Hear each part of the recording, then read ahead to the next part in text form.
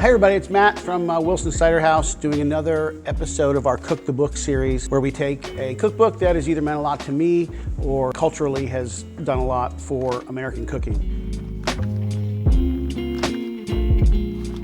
Today we're doing a book, a biography of Paula Wolfert called Unforgettable. It's called Unforgettable because as the author, who was a longtime editor of hers, started doing the book with her, talking to her about the book, Paula was diagnosed with Alzheimer's. And so through the process of the book and even now, she's losing some of the memories that have thankfully been written down in this book.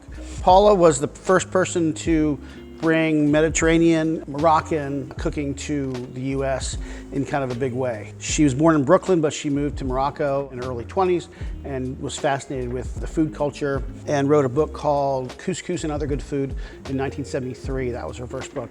I think she has 8 other books since then, going from Morocco to Turkey and Syria and Spain, even like into the Balkans. And she has a very famous book called The Cooking of Southwest France, which was kind of the first foray into a style of French cooking, cassoulet and sausages and beans that there wasn't a lot written about at that time. She means a lot to me because these are the flavors that I have always been drawn to. I didn't know I was drawn to them as a younger cook, but I was always drawn to restaurants that had olives and chilies and lemons, and now I can do it myself here, and we've been doing it here since we opened, and I've been doing it for a long time. The flavors are strong, the flavors match up with anything else that we enjoy here, a lot of chilies and lemon and things. Also, some of the things you can find in the grocery stores now, were unheard of back then. Chickpeas, couscous, tahini, preserved lemons, pomegranate molasses.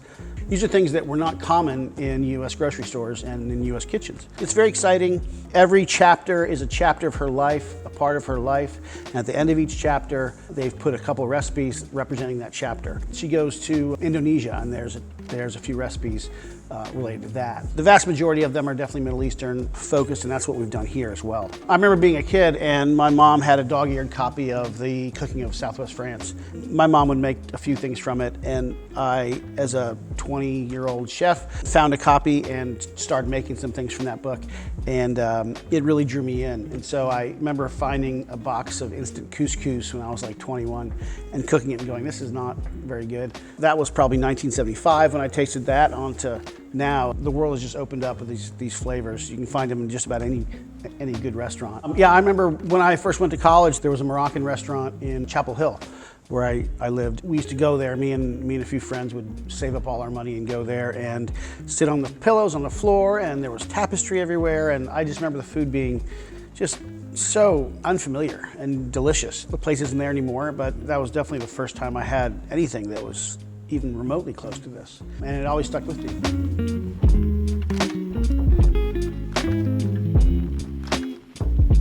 What we've done here is taken a couple of the things out of her book. These are Morocco-based flavors here. We added a little bit of great pita that we get locally from my friend Yohai at Cortado in Iowa City.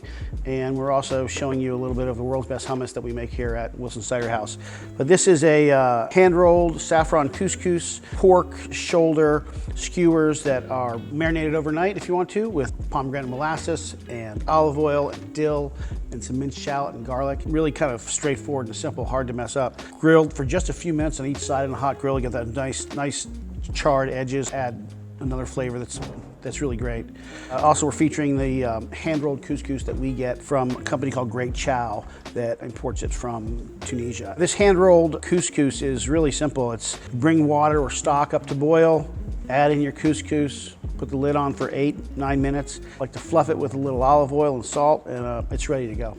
So the olive salad, we use Castelvetrano olive, pitted and just kind of crushed. I don't really chop them. I like them kind of irregular big pieces. Toasted walnuts. Make sure you get them nice and dark. Some people toast their walnuts and they just warm their walnuts, but you really got to get a nice color to them. Chopped fairly finely.